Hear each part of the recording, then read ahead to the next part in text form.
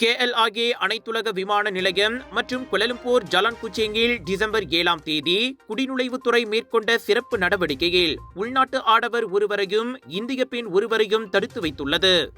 KLIAவில் இருந்து வெளியேறும் முகப்பிட சோதனை மையத்தில் வெளியேறிய போது அந்த ஆடவர் கைது செய்யப்பட்டதாக குடிநுழைவுத்துறையின் தலைமை இயக்குனர் டத்தோ ஜக்கரியா ஷபான் தெரிவித்தார். சந்தேக நபர் உண்மையில் ஒரு மலேசிய குடிமகன் என்பதும் அவர் இந்திய கடப்பிதழை பயன்படுத்தியதாக நம்பப்படுவதாகவும் சோதனை முடிவில் தெரியவந்துள்ளது.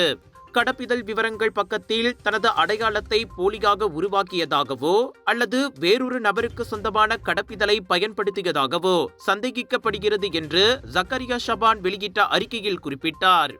அந்த நபர் கைது செய்யப்பட்டதன் மூலம் ஜலான் குச்சிங்கில் உள்ள ஒரு வீட்டில் நாட்டில் அதிக காலம் தங்கியதாக சந்தேகிக்கப்படும் இந்திய பெண்ணை கைது செய்ய வழிவகுத்ததாக அவர் கூறினார்.